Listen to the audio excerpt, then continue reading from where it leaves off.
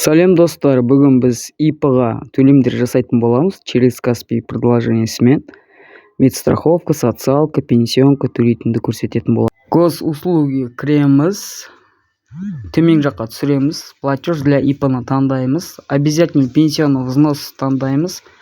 Мына жерге КМП 0.10-ға галочка қоямыз. Период оплаты 2023-ге январь айына төлеп жатырық, оқты басамыз. Мына жерге плательщик ИП деп тұр. Бұған ИП-ның директорының иінін жазатын боламыз. Енді работник деп тұр. Тоже ИП-ның директорының иінін жазамыз. Потому что біз ИП-ға төлеп жатырық, сондықтан директордың иінін жазамыз. Мына жерге 7000 теңге көрсетеміз. Выбрать счет оплатыны таңдаймыз. Міне оплатить деп басамыз қазір. Неге 7000 теңге? Биыл 2023-ге минимальный зарплата 70.000 теңге болғасын 10%-ын салып жатырық. Мына жерге сіздердің данныйларыңыз шығады. Енді сіздікі дұрыс шығып жатса подтвердить етіп, былай чек шығарып алсаңыздар болады. Енді біз сот отчисление төлейміз. Главный страницаға өтеміз. Тоже госуслуги кіреміз.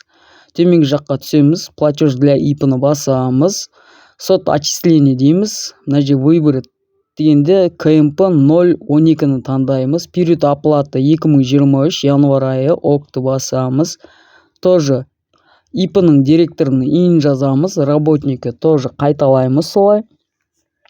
Енді биыл минимальный зарплата 70.000 теңге болғасын, сот отчисление 2450 теңге болады.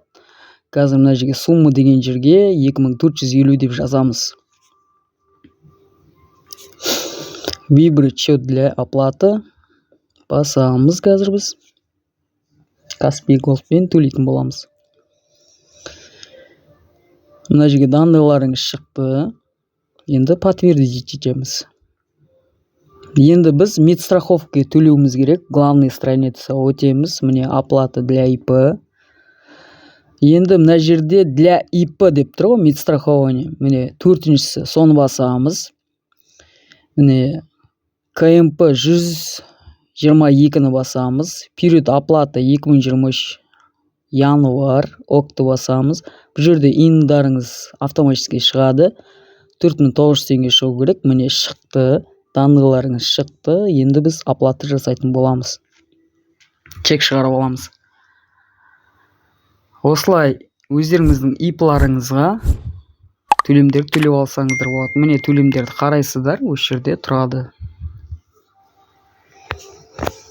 Достар, мен берген ақпарат пайдалы болса, каналға жазылып, лайк, комментарий қалдырамыз.